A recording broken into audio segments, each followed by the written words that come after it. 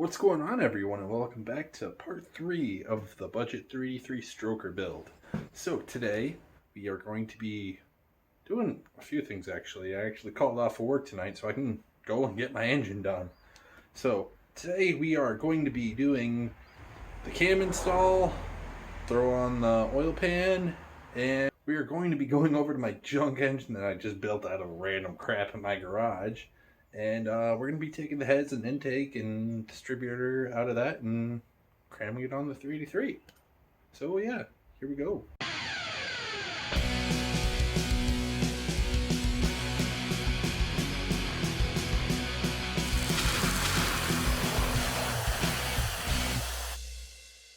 Alright guys, so I'm literally just starting and I've already ran into a snag.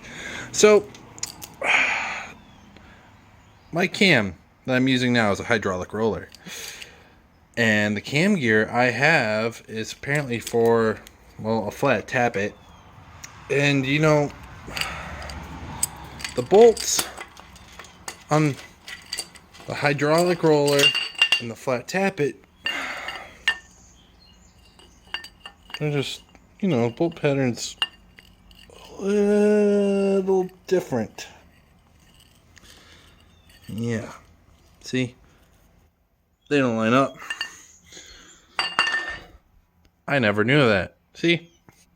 You learn stuff every day by doing this sort of stuff. So, I have to run to the parts store now and buy more things that I did not want to buy. But before I go to the parts store, you know, I'm going to start taking apart old Knock Knock right here. Get the heads and intake and carburetor off of her. Then we'll be eventually yanking this old girl out. She did her time in the Camaro. Now she's probably going to get retired to the scrapyard. But common problem with these third gens, they suck at holding up hoods. So you know what you do? Just go and clamp your channel lock, or clamp your vice grip right there. See? Holds it up mint till it comes undone and crashes on your head. Okay, so step 1, take all the spark plug wires off. Ooh, it smells like old gas and funkiness under here. Oh, and these plugs are pretty much brand new, so we're just going to be reusing these. Except for this one. This one's old. Don't know where it came from. Oops. Keep this because we need this for later. Oh, yeah, that's broken. I'm going to need to get a whole new windshield wiper.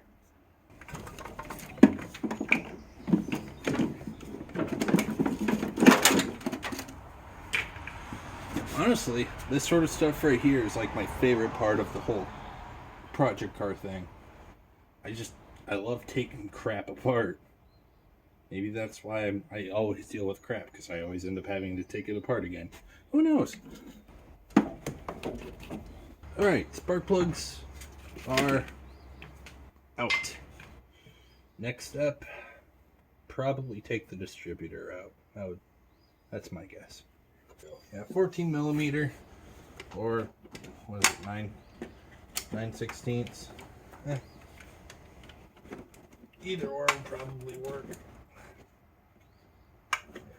Got that bolt loosened up, now we can just go and hopefully yank this distributor right out. Oh yeah, nope, hold on, I gotta do more things. Get the flathead in here. Turn these little lock screw things, I don't know what they're called.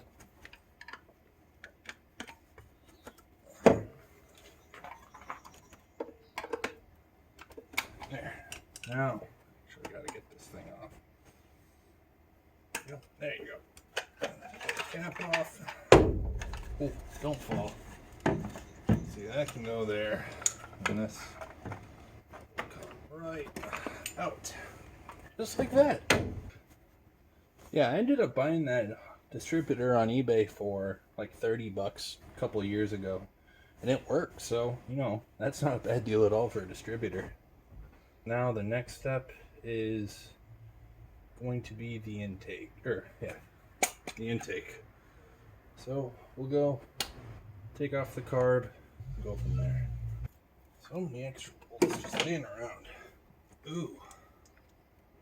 Yeah, this has got some gross stuff. We definitely got to drain the tank. There's some nasties in there. Go there, and then we take this off. Oh, there's still Aki gas in here.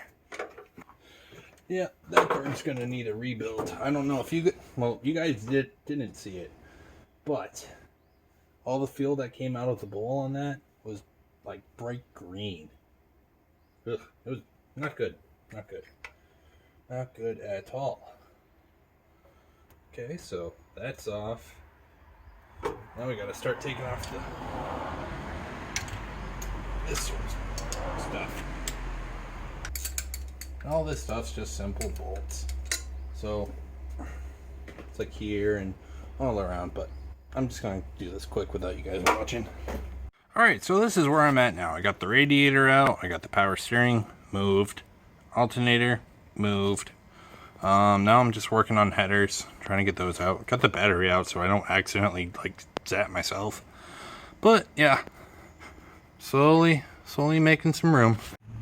Alright, so now I got even more crap off. Now, pretty much it's literally down to the intake and the heads, which I'm going to be reusing. So, pretty much let's hop at her and get those things off. Ooh, that's Aki.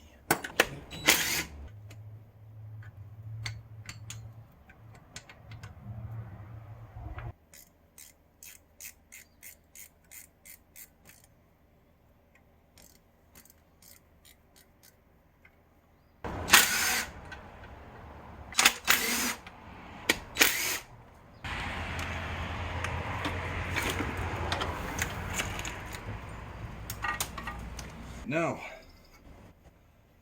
we're going to go on and undo these and then take out all the head bolts.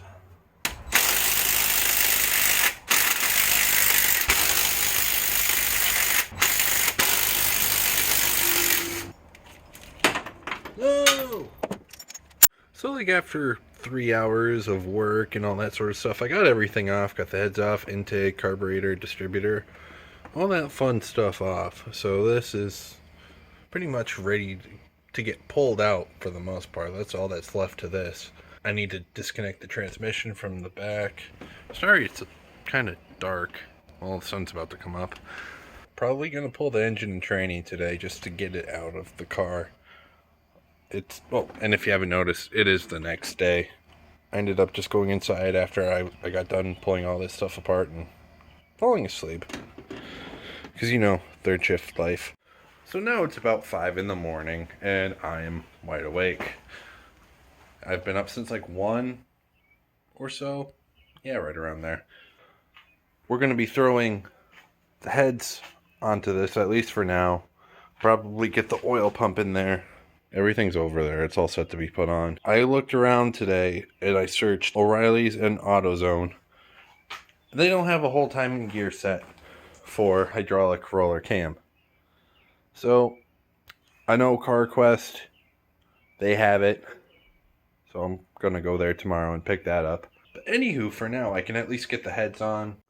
So what I ended up doing is I ended up going on to partsgeek.com and getting a whole gasket set for this engine for about $60. That was literally the cheapest gasket set I could find online that had everything. And then plus some, because they even threw like LS gaskets in there, which I really don't know why. But anyways, I went and bought a gasket kit for like an 88 Chevy Silverado, whatever, because those engines were one-piece rear main seals, and even though they were fuel injected, they still had the carburetor intake gasket. So overall, it had everything that I needed for this, and it was only $60. I can find the link to it. I'll go and I'll put it in the description down below. So for right now, we're going to go slap those head gaskets on the 383 and drop the heads on. Before you go slapping these heads on, you definitely want to go through and just run a tap through all your head stud holes, because believe me, it'll save you some aggravation. So we're gonna install the oil pump real quick. It's pretty easy enough. What you do is you just slide this in here. Oh, slide it down. Put that there, and then bam, you're all set. Get your oil pump bolt, just slide her in right there, and then you just tighten that to 65 foot-pounds. When you put these bolts in, make sure you go and put on some black silicone on the end of them, because you're going right into the water passages in the engine block, so you don't want any water seeping by. We got the head bolts in. How you want to go and torque them down is you want to start in the middle and then go in this weird circular pattern like this, and then you come back over here, you get that one, and you just kind of do circles around and you crank it down to 65 foot-pounds. Alright, so I'm pretty much at my stopping point now. I got the head on, cams in, got the retaining plate in because it's a hydraulic roller, got the rockers in. I didn't show you guys how to put those in, but it's pretty self-explanatory. Get your rocker, you get that little pivot thing that goes in there, and then you get your nut. Make sure the flat side's down toward the pivot thing, and you'll be all set. But yeah, so I'm just gonna now wait until my timing chain gets here, and then we'll be back at this. Alright, so it's been like a week since I worked on this thing. Mostly, it's been a week because the one I ordered before was the wrong one, and you need a different one for these hydraulic roller cams. So what I ended up doing is I ended up grinding this down flat a little bit, so it has enough clearance. Do I recommend you guys do that? Nope. But am I gonna do it? Yep. So what you're going to want to do to get this on is, pretty much what I do. Get a socket that's big enough to go around the crank and get to that thing. Take your persuader, give it some tappy taps. I ran out of room. Yeah, I ran out of room. Alright, so I found this pipe. Oh yeah, it goes over perfect.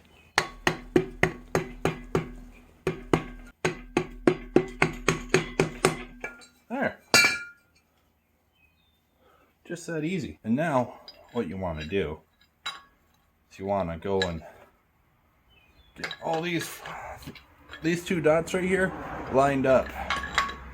Or you could go really into it and degree the cam and all that sort of stuff, but am I going to do that? Nope.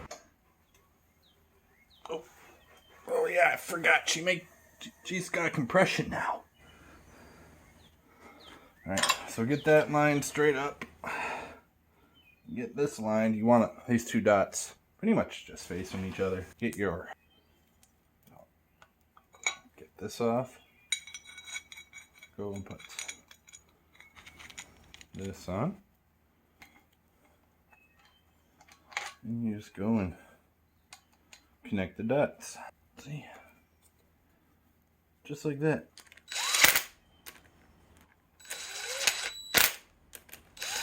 And that's how you put on a timing chain. But I'm going to go torque this to spec. So you go and you torque these down to 20 foot-pounds, and you go and put thread locker on it. Well, this is what I have for thread locker. It might be a little overkill, but I'll just put a little on. It'll be okay. Next step, put the timing cover on. I'm going to go with this chrome one that originally came on the engine of that thing. I'm just going to slap it on. Even though I hate chrome. Oh well. It'll look okay, maybe. Oh, don't forget to put on your gasket. You got to put this on first before you put the oil pan on, because it just won't work. Oh, also replace this right here. Very crucial. There. Now we got our chrome ugly valve cover on there. Ugh, still dirty. I'll clean that off later though. But next step, get the oil pan on. And then after that we'll go and put the brain fart. Put the lifters in there, push rods, and get it all hunky-dory. Alright, I actually forgot. I still have to put on the rear main seal. How you put the rear main seal on. This is a one piece. So, first, you put your gasket on. Make sure you put your gasket on. You don't want to be tearing this thing all back apart because you forgot a gasket. Step 2. So you get your one piece rear main seal. You go and take the old one out. You put the new one in. It'll come with this little plastic piece that goes in the middle of it. So what you go and you do, let's see if I can go and do this with one hand, which, no, maybe. But anyways, you go and you slide that plastic piece on the end of the crank, and it'll slide up against it. So the rear main seal will go and slide on like it should. It's just that easy. So just imagine me doing that, just pushing it on and all that fun stuff. See, when you push it on, it goes on just like that. Simple enough. Then you go and you put your bolts in and you torque them down to what they need to be. Rear piece, I cannot talk. Rear main seal is all where it needs to be now. So you just go and throw this on real quick. And it's just, pretty self-explanatory. Just go line it up with the holes. See, there's the dipstick hole, and then it just slides pretty much into place, just like that. And then get your oil pan, which mine is over here. Slap your oil pan on. Sorry for the poor lighting. My power just went out. So I'm kind of stuck working with minimal sunlight. So I'm going to go and bolt this all down. And then, that's pretty self-explanatory. And then we're going to flip it over and do the valves and slap the intake on. So I came up with some light somehow. I just pretty much hooked up my little drop light to my battery pack. It works. Anywho. Now, oil pan is on. That's all hunky-dory except for a couple bolts that I could find, but I don't feel like finding. So I'm just going to seal it off. Old knock-knock in there once I take that engine out. But now we're gonna go and put the lifters in. That's pretty self-explanatory also. I know I said that a lot, but what you want to do is what I do anyways: soak these in oil, get them all nice and sort of pre-lubed, and you just go and drop them in, sort of just like that right there. You know, get another one. Do the same thing. See? Like that. Then comes with these little cool pieces to keep them in place. Come on. There you go. See? Just like that. Now I'm going to go do the rest of the engine, and then we're going to put in push rods. Alright, so I'll show you guys how I do the whole valve lash thing. Actually, I picked up this trick from a guy called Vice Grip Garage. He's pretty sweet. He's got a YouTube channel. You guys should definitely go and check him out. But anyways, what do? You tighten up. Well, you pretty much find your lifters that are pretty much bottom down. And you go, get your push rods in, and you get them all where they need to be and stuff. And go and start tightening them down. And what you want to do is just keep moving this while you're tightening down your rocker until no more clinky jiggle. So you want it pretty much not moving back and forth anymore. And then what you do is you get your wrench and you do good 3/4 turn for preload. See, now it's all preloaded and you're all set. That's just pretty much a simple way how to do rockers and push rods and all that sort of stuff. So I'm going to go do that real quick on all these, then I'll get back to you and we'll go and slap the intake on this bad boy. Before the intake though, we're going to put on the harmonic balancer real quick, and that's pretty simple too. Make sure your timing mark indicator is where it needs to be. I accidentally put mine a little too low, but yeah, what you just go and you do is you lube the shaft up. And you go line it up. It only can go on one way because it's got that little key. Then you grab your crankshaft bolt and you just stick it in. Make sure you have this big old freaking thick washer, so it'll go and push the balancer to where it needs to go. But honestly, right now, it's just kind of being a dick. Well, anyways, just go and hammer that in a little bit. Put this on, tighten it up so it goes in more, and you're all set. See, I gave it a couple tappy taps with the rubber mallet right there, and she went into her home. So now put this in, and you go and pretty much just go and crank that in. Tighten it up to, I don't know, tight, probably 50 something foot-pounds. I don't know. Actually, you tighten that up to 60 foot-pounds. Okay, I went and looked it up for you guys, so yeah, 60 foot-pounds. Got these all tightened up to where they should be. So those are all held in place now. I'm gonna finish up the rockers. Balancers in. So once I'm done with the rockers, we'll go and we'll put the intake on, and then valve covers, and then she's all done. Alright, so now I have my lovely assistant Dave here with me to help me record and put this on. Damn right I'm lovely. Yeah. So, what you're going to want to do, get your gaskets. Don't mind the condition of these, they're fine. Anyways, go get some RTV, stick them in place here, and here. And you also go put some RTV right in the little valley right there. Anywho, once you're all said and done with that, grab your intake. Just grab it right there, and you go and just plop her down in place.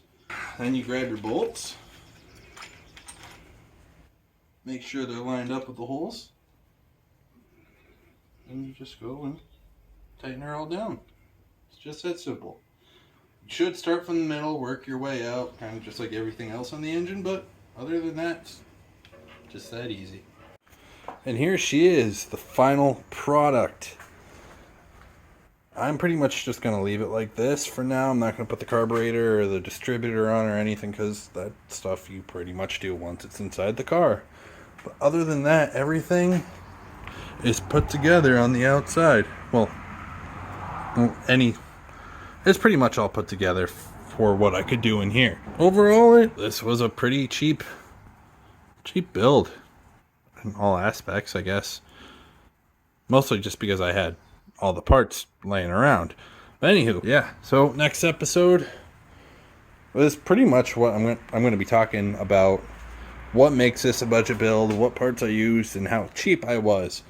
And then it's going to get shoved in the old Camaro right there. But anywho, I'm going to go and call this a day for this right here. If you like what you see, make sure you hit that subscribe button. I also have a Facebook page now for Junk Camaro Garage, so I'll leave that in the description also if you want to go and, click that. Or I'm also on Instagram. I'll leave that link in the description also. So make sure you like and subscribe. It'd mean a lot to me, and for you guys who do follow me and everything, you guys are freaking awesome. Alright, well, stay tuned everyone.